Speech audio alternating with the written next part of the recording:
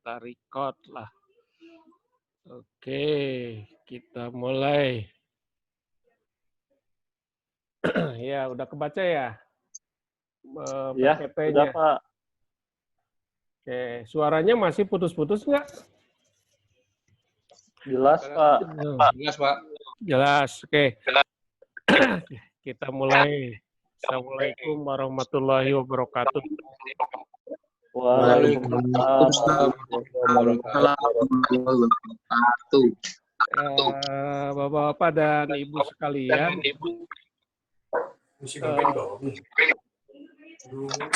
ada feedback ya. Kuliah terakhir katanya ini di hari ini. Insya Allah. Ya, mudah-mudahan bisa ketemu lagi lain kesempatan. Amin. Barangkali ada yang mau melanjutkan S3 nanti, ya. Amin, siapa? Oke, kalau di Unpas saya siap ngerekomendasi nanti, ya. Karena saya ngajar di Unpas juga di S3. Halo. Ya, Bu Is. Pak. Ya, Bu Is. Gimana, Bu Is?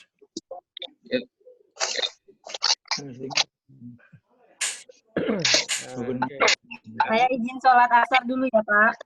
Iya, boleh. Mangga. Nggak bisa dijamah sama maghrib, nggak boleh. Iya. Ini kercek-kercek gitu ada di bapak-bapak di saya ini. Ada Pak, iya Pak, betul Pak. Nggak enakin Apa ya, suaranya. Pak? Iya, nggak enak gitu. Coba di mute semua aja mungkin, Pak. Coba di mute. Coba di mute.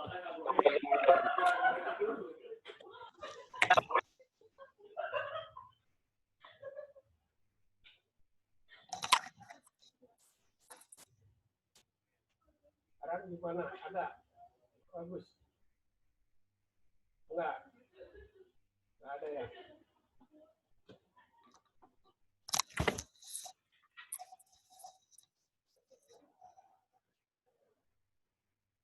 Baik, ya. Kita akan bicarakan di kuliah terakhir di semester ini mengenai visual merchandising, ya. Visual merchandising. Jadi visual merchandising ini kalau secara umum ini bisa dikatakan sebagai branding, ya, sebagai branding. Karena di retail ini kalau menyangkut mengenai branding itu adalah keseluruhan dari toko, ya, di dalam retail ini. Keseluruhan dari toko, pengalaman berbelanja di toko, gitu ya, sehingga akan memberikan dampak positif atau negatif di benak konsumen, sama gitu. Jadi seorang konsumen yang datang ke tempat kita, ke toko atau outlet kita, ya, maka dia akan melihat dari mulai datang sampai dengan akhir. Ini contoh misalnya seorang pengunjung department store. Department store ini toko yang menjual pakaian dan aksesoris lain. Maka dia mengenal outlet, mengenal toko itu mulai dari media iklan yang dia baca. Apakah di mass media, ataukah sekarang ini di media online, ataukah di brosur, ya. Mungkin dia melakukan kontak dengan customer service, lantas melihat logo tokonya atau kantornya, terus sampai datang di toko disambut oleh greeter, ya, selamat pagi, dengan senyumnya, dengan ramahnya, gitu ya.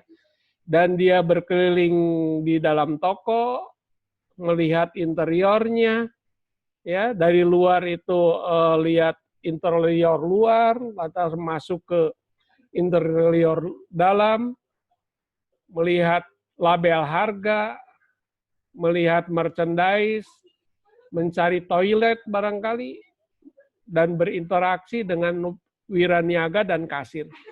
Ini adalah sebuah ilustrasi bagaimana seorang konsumen itu melihat atau mengamati dari toko atau outlet yang dia masuki.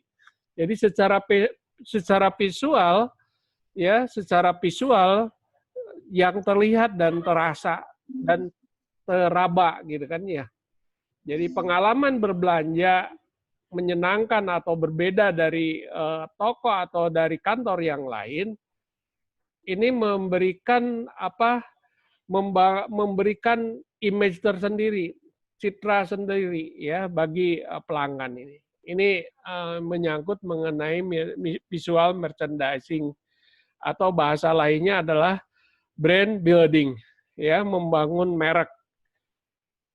Merek itu sendiri kalau didefinisikan adalah nama, logo, ya, atau kombinasi dari padanya yang membedakan penawaran perusahaan dengan penawaran kompetitor.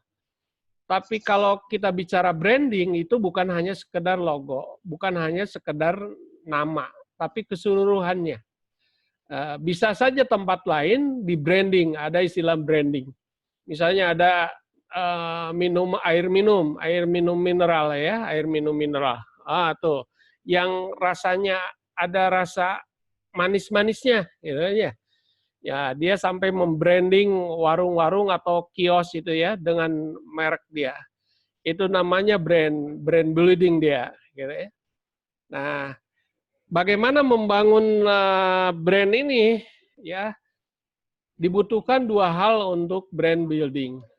Yang pertama adalah standar dan yang kedua konsistensi. Jadi dua hal dalam membangun branding ini. Pertama adalah standar, kedua konsistensi. Standar brand building adalah usaha kita untuk membuat standar brand yang kita bangun baik melalui penamaan, display maupun produk. Jadi namanya itu secara konsisten punya standar, baik hurufnya, ya, warnanya, warna cat itu harus konsisten. Ya, baik penampilannya, display produk di toko itu dia harus punya standar tersendiri. Anda mungkin pernah masuk ke minimarket, berbagai minimarket, bisa merasakan ada perbedaan antara satu minimarket dengan minimarket yang lain. Atau dari satu toko dengan toko yang lain, suasana yang berbeda. Karena mereka harus mengacu pada standar yang ditetapkan oleh perusahaan. Supaya apa? Supaya customer dimanapun dia ketemu dengan toko yang namanya sama, tentu suasana sama, gitu ya. Yang kedua, standar di sini berfungsi agar konsumer lebih cepat mengingat brand kita. Walaupun customer pergi ke toko manapun di Matahari Department Store misalnya, mereka melihat tampilan yang sama pada toko yang dia kunjungi di Matahari Department Store manapun.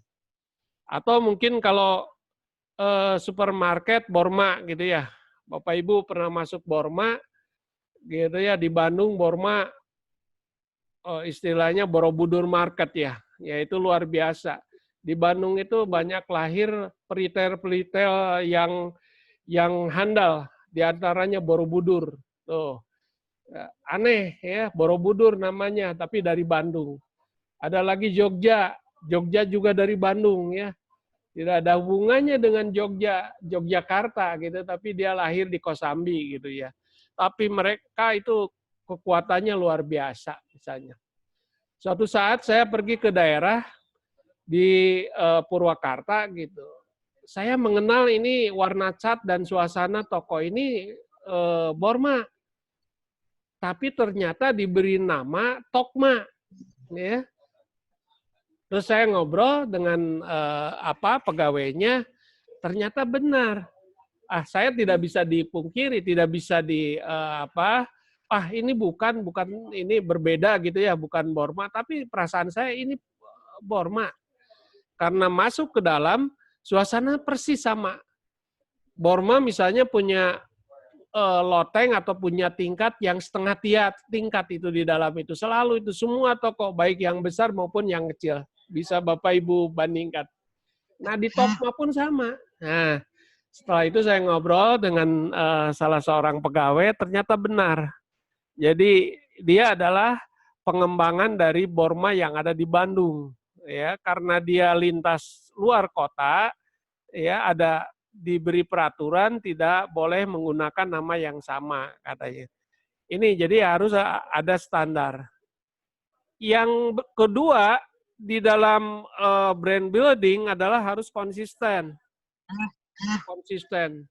Walaupun kita harus melakukan kreativitas, ya harus melakukan kreativitas itu misalnya memberikan warna dan lain sebagainya, itu tidak akan mendukung konsistensi, tidak akan mendukung brand yang kuat, ya harus hati-hati. Jadi kalau rubah-rubah warna, rubah-rubah huruf dan lain sebagainya, itu tidak bisa, ya harus konsisten terus. Ingat dulu tuh Garuda mengganti logo itu miliaran ya ininya. Ya, Garuda Airways itu dulu namanya kan Iya, Pak. ya, Garuda Indonesia Airways. Di logo itu miliaran disayembarakan ya. Jadi oleh karena itu kita harus konsisten. Jadi fokus pada membangun brand yang kita akan launching atau yang sedang kita lakukan. Ketidakkonsistenan dalam sebuah branding berarti tidak fokus dalam membangun sebuah brand. Jadi tidak boleh rubah-rubah. Ya. Brand yang tidak konsisten akan mudah sekali dilupakan orang. Bahkan display, ya, layout, dan yang kemarin kita bahas, block plan ya, beberapa waktu yang lalu, di toko itu selalu konsisten. Secara kontinu, ya, walaupun ada perubahan, hanya kecil-kecilan aja. Jadi kalau masuk ke misalnya Gria, itu posisinya hampir sama gitu ya. Kalaulah ada perubahan-perubahan itu kecil sekali. Misalnya mulai masuk itu pas pintu nanti akan masuk langsung ke buah-buahan, ya. Di sebelah kanannya roti, gitu kan ya. Kue-kue basah, kue-kue kering, gitu ya. Terus sayuran, ikan atau ayam, ya. Dan nanti baru masuk ke belah kirinya itu ke toko-toko makanan ringan dan sebagainya. Itu secara konsisten hampir semuanya sama. Sama halnya dengan yang dilakukan oleh Borma tadi, ya. Hampir semuanya konsisten situasi layout, situasi tempat di dalamnya secara konsisten seperti itu. Jadi kalau ada perubahan biasanya musiman, ya, seasonal. Misalnya mau Lebaran ada tambahan display tertentu, sebutlah produk-produk parcel, ya, itu sebagai tambahan di dalam ruangnya. Secara keseharian dia tidak berubah. Nah, visual merchandising memiliki dampak langsung terhadap pengalaman berbelanja konsumen di toko. Nah, visual merchandising ini memberikan image pengalaman. Penting bagaimana experiential marketing ini bagi konsumen. Ya, maaf, contohnya ini hanya toko, tapi sebenarnya secara keseluruhan adalah termasuk outlet, termasuk bank, termasuk mungkin di Inaba, ya. Jadi sama juga bisa diterapkan bahwa masuk ke Inaba bagaimana pengalamannya. Saya misalnya udah berapa tahun ngajar di sana, ada 4 tahunan mungkin, gitu. Jadi suasana seperti itu, ya. Papan nama MM belum ada sampai sekarang. Nggak tahu lah. Udah lewat. Udah bikin. Mohon izin sudah ada, Pak. Mohon izin Pak, Bapak sudah ada sekarang. Kasihan itu Pak Rudi sampai bingung mencari-cari tidak bisa membuat ada papan nama tidak. Bapak-bapak mau izin saya nggak ada, Pak. Identifikasi itu Pak Rudi Google karena belum ini menunjukkan itu kalau kita mencari di Google masih sulit tuh Inaba ya, MMSTY Inaba ini. Jadi termasuk yang namanya visual Pak Rudi itu ya, masuk visual merchandising. Dari nama, papan nama dan situasi itu adalah visual merchandising bukan hanya membuat yang bagus, tetapi merupakan bentuk komunikasi visual yang harus memiliki pesan yang jelas kepada konsumen. Nah itu hati-hati pasang pengumuman itu jangan sampai merusak. Ya, penjelasan kepada customer, pelanggan misalnya flowchart itu jangan sampai bisa jadi malah komunikasinya tidak jelas dan tidak menambah keindahan. Ini yang berbahaya. Jadi harus hati-hati. Visual merchandising mewakili sebuah toko karena dia bertanggung jawab akan tampilan sebuah toko. Jadi secara keseluruhan tadi ya kita setelah lulus dari Inaba misalnya Pak Andika atau Pak Rudi ini udah bisa ngegambarkan bagaimana Inaba ya, bagaimana kampus kita, alma mater kita tercinta misalnya terhadap anak Pak Rudi nanti atau cucunya Pak Rudi gitu kan ya. Nah itu jadi bisa secara konsisten bisa puluhan tahun ya, warna cat aja bisa bertahan seperti itu. Jadi luar biasa memang visual merchandising. Nah, standar visual merchandising.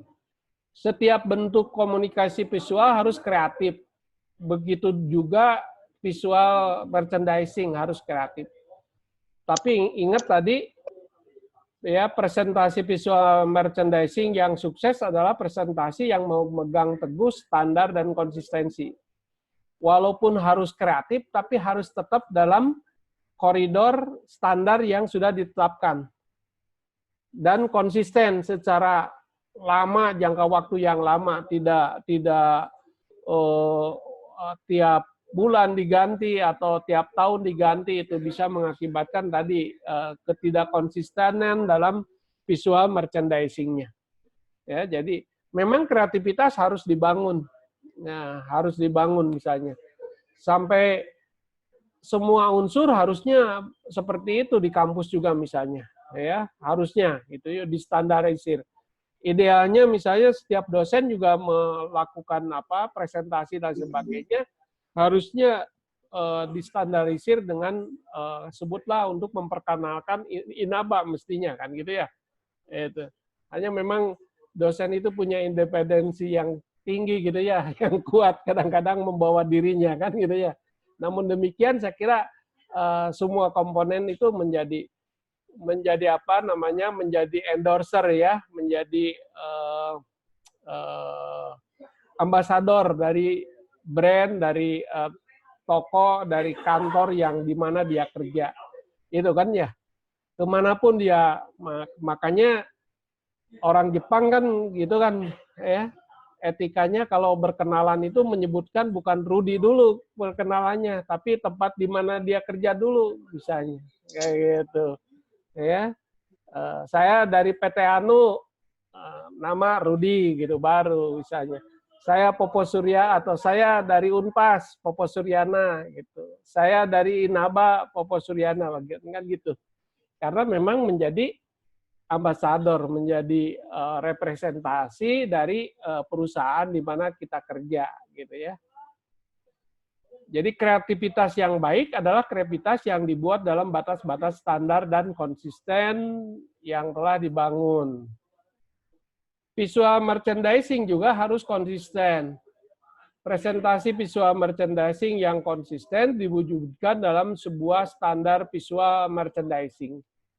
Tadi sudah dibuat saja standar visual merchandising yang tidak konsisten akan membuat konsumen bingung dan akhirnya bisa beralih kepada brand lain. Nah ini, jadi ini juga dalam rangka tadi supaya tersimpan di dalam benak konsumen, supaya si toko itu tersimpan di benak konsumen.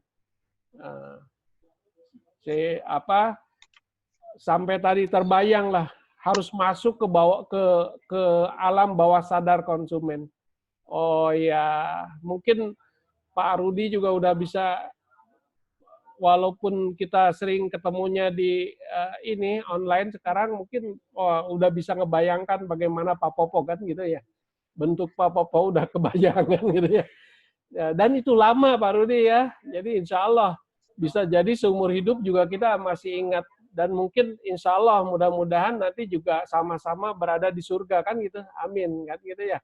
Nah ini jadi kita semuanya ingin ke sana kan gitu ya.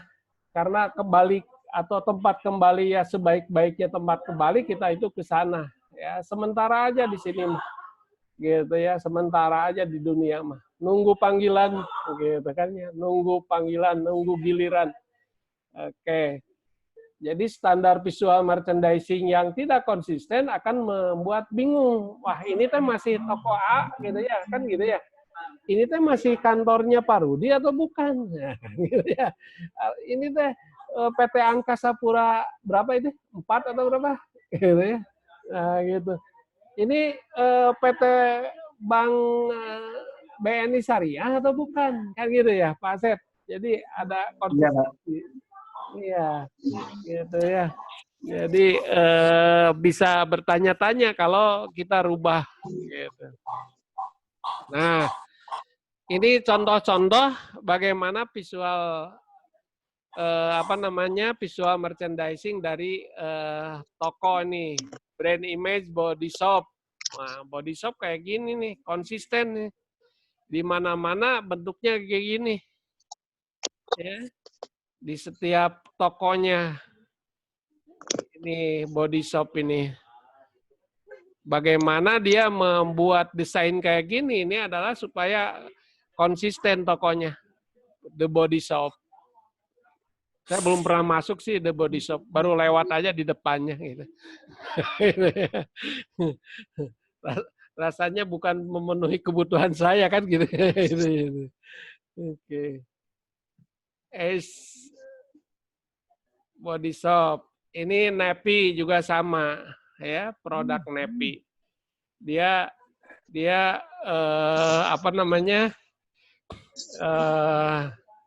pakaian yang kayak gini, Nepi.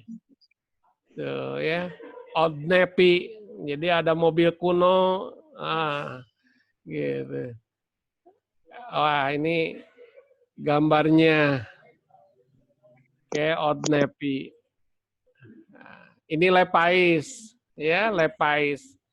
Levi's juga hadir dengan wajah baru, ya, dengan memperluas floor, ya, memperluas arena penjualan, meningkatkan kemudahan navigasi pengunjung, meningkatkan pengalaman berbelanja toko Levi's. Beda lagi dengan waktu dulu kan, sempit ya. Bahkan Levi's ada di toko-toko shopping center yang lain. Tapi sekarang banyak yang toko mandiri individual. Nah, ini juga sama. Levi's Plasip ini sudah rubah. Iya, masih Levi's. Ini Levi's juga sama. Ya. Furniturnya dan lain sebagainya punya punya ciri khas, warnanya ya, warna lantai. Nah, jadi untuk apa ini warna merah begini kan gitu ya. Jadi secara konsisten mencirikan dari Levi's tersebut. Ya, kita lihat ini Levi's for Girl ya, untuk wanita juga sama. Nah, ini lebih menyerupai butik ya. Jadi berbeda dengan toko Levi's biasa. Diekspresikan secara feminim.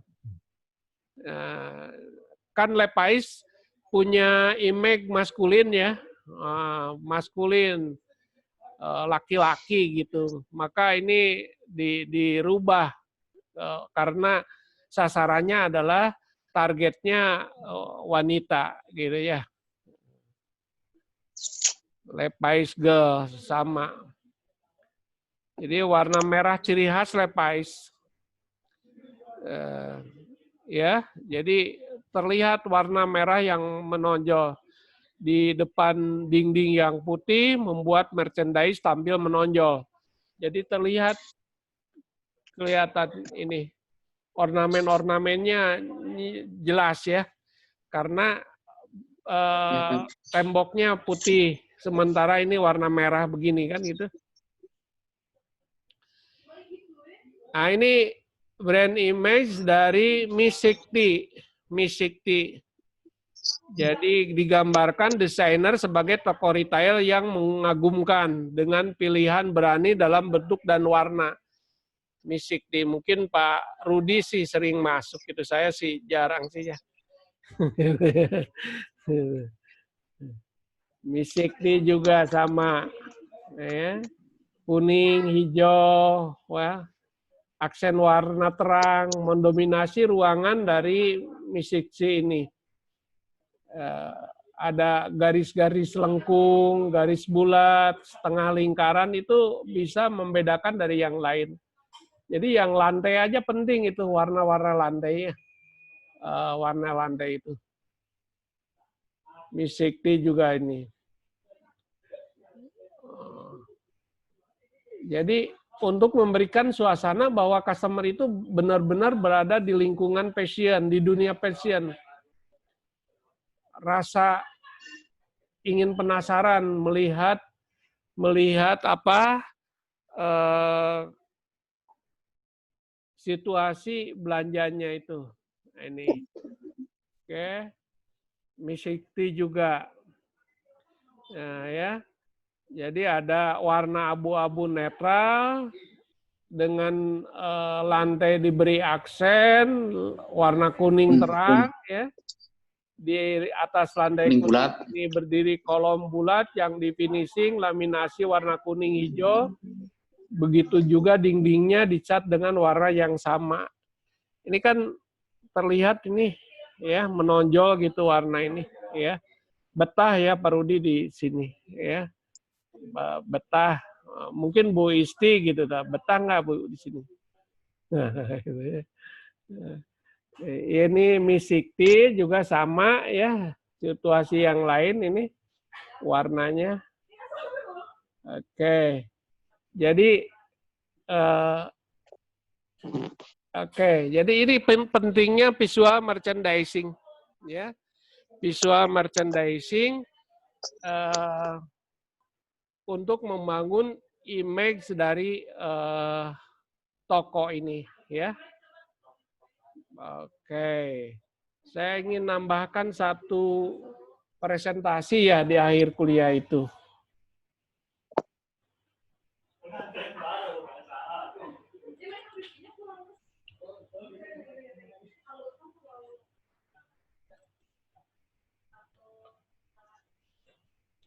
Ini udah terlihat belum? Belum Pak, masih udah layar. Terlihat belum gambarnya? Belum Pak, masih dalam bentuk itu Pak, file Pak. Bentuk file Pak. Bentuk file Pak. Masih menu Pak. Oh masih menu. Iya Pak.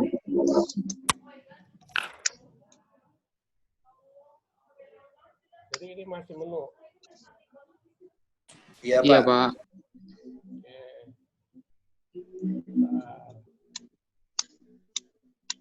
Belum kebuka Pak.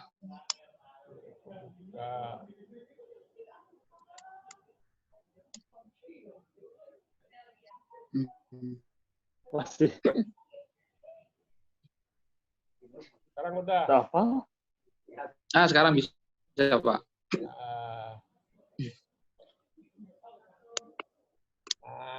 Ini sedikit terakhir ya mengenai Pareto. Pareto ini Bu Isti itu punya ini apa dalam ilmu ekonomi kan ada yang disebut dengan apa namanya teori Pareto ya Pak Ibu Isti. Bu Isti backgroundnya ilmu ekonomi. Masih ingat nggak Bu Isti? Bis dalam apa tuh bahasa apa tuh Pareto? Ya. Pareto tuh di dalam ilmu ekonomi dalam pembahasan mengenai ekonomi pembangunan ya, economic development. Nah, itu ya kesejahteraan tuh ya. Jadi si Pareto ini seorang insinyur Italia yang mengungkapkan 80% kekayaan Italia itu dikuasai oleh 20% penduduk Italia. Itu di Italia itu dulu. Jadi 80% kekayaan dikuasai oleh 20%. Kalau di Indonesia kan wah luar biasa ya. Nggak tahu berapa persen karena hanya 9 naga kan yang menguasainya. Hanya 9 naga. Bayangkan itu berapa persen itu Bu Isti ya. Jadi hukum Pareto ini bisa juga diterapkan di dalam toko. Jadi seberapa besar kontribusi penjualan dari masing-masing barang terhadap seluruh barang yang ada di toko dalam suatu periode tertentu. Ya.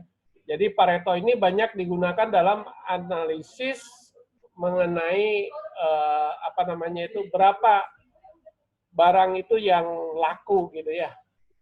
Berapa item yang laku. Karena tidak semua produk yang ada di toko itu laku kan ya. Perputarannya tinggi. Jadi kalau menurut Pareto sekitar 20% aja barang yang perputarannya tinggi di toko itu. Artinya kalau hanya 20%, berarti yang 80%-nya itu apa namanya itu slow moving perputaran rendah, slow motion, perputarannya rendah. Bisa kebayang kan gitu ya. Jadi toko itu kalau gitu mungkin pertanyaannya apakah yang 80% itu dihilangkan saja, jangan ada di toko? Bisa nggak? Tentu tidak bisa. Enggak, Pak. Nggak bisa. Tetap harus ada, Pak. Iya, harus ada. Karena ketika tidak ada, konsumen itu bilang apa? Tidak lengkap dari semester tersebut. Iya, toko tidak lengkap nih. Padahal mungkin suatu saat dia mencari ke situ sedang habis ya. Contoh, ini keset gitu ya. Keset itu kan tidak beli keset bulanan ya, Bu Is ya. Bu Isti ya. Keset itu awet ya. Awet. Awet. Apalagi ulekan ya, ulekan itu. Iya. Ulekan. Dari masa-masa tertentu saja, Pak, itu kan. Iya. Ulekan saya udah 25, hampir 30 tahun. Tidak ada itu ya, masih. Itu. Ya, jadi dalam hukum Pareto itu tetap kita harus sediakan ya harus tersedia produk-produk yang slow motion itu. Jadi dengan mengetahui mana produk yang perputarannya tinggi, mana produk yang perputarannya rendah, maka ini kita bisa menentukan perencanaan pembelian barang. Jadi ini Pareto itu digunakan konsumen tidak menemukan barang yang diinginkan. Barang tertentu selalu cepat habis sehingga sebagian konsumen tidak memperoleh barang.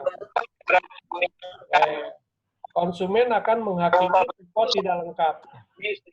Bertambahnya barang slow moving ya atau dead stock itu akan menambah investasi kita di toko kan gitu ya. investasi yang tidak bergerak. Wah, jadi besar ininya biayanya. Belum biaya pemeliharaan, belum kalau itu dibelanjai dengan hutang, maka pembayaran hutang lagi. Nah, langkahnya bagaimana? Langkah menganalisis Pareto ini. Pertama, mengetahui penjualan yang terjadi untuk masing-masing barang secara detail. Langkah kedua, kita mengurutkan barang dari mulai penjualan terbesar sampai barang yang tidak ada penjualannya. Dari apa yang kita lakukan kedua langkah tersebut akan diketahui seberapa persen kontribusi dari masing-masing barang terhadap seluruh barang yang dijual. Nah, dihitung persentasenya. Ya, persentase per produk, per barang. Nah, dari apa yang terjadi, kita mengetahui secara langsung tidak seluruh barang menghasilkan penjualan yang cukup. Sehingga bisa Paretonya adalah 20 berbanding 20. Biasanya dari pengalaman, perhitungan Pareto hanya kurang dari 20% barang dari seluruh barang yang di toko yang aktif terjual. Jadi sebenarnya bisa terjadi kurang dari 20%. Produk-produk yang penjualannya cepat.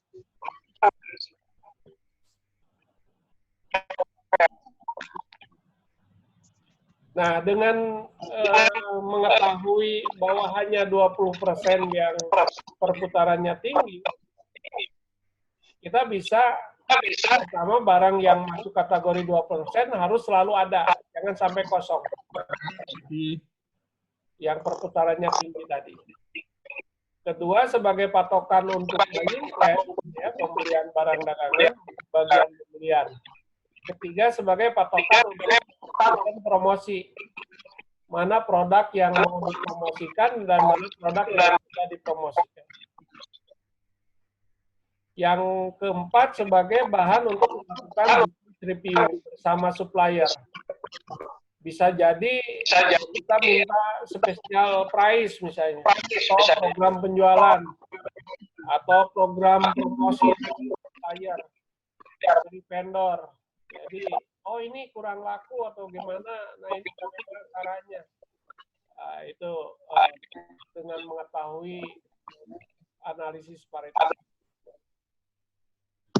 Jika kita benar-benar memperhatikan 20%, akan memperoleh 80% penjualan pada suatu periode yang terwujud. Namun kita dapat melakukan keputusan bijaksana untuk yang 80%. Ya, ini bagaimana caranya? Ya, tetap ada di perusahaan dan dia harus menggenapkan menjadi 1%, kan gitu ya. Jadi sebenarnya yang 20% itu termasuk harus menanggung yang 80%, gitu prinsipnya dalam toko ini. Oke, ini satu contoh produk-produk yang kita lihat. Ini Aqua. Aqua ini penjualannya tinggi, ya, termasuk tinggi dari berdasarkan salesnya. Tapi kalau secara persentase hanya 1% aja PLU-nya. Gitu. Dan ini Ultramix, ya, termasuk kecil 191 tapi 19% PLU-nya. Gitu, ya. Jadi bisa lihat mana yang persentasenya ya, bisa dilihat nanti dari foto itu. Dilihat PLU-nya. Jadi berdasarkan contoh tadi, ada 19% item barang yang dapat menghasilkan 81% dari total penjualan. 15 item barang yang paling kritis, harus selalu ada stok. Nah, bagaimana untuk 85 item lagi? Nah, gitu ya. 85 item ini harus dibuang atau ditiadakan atau harus tetap berapa? Ya. Ini saya kira materinya mungkin sudah sampai ini.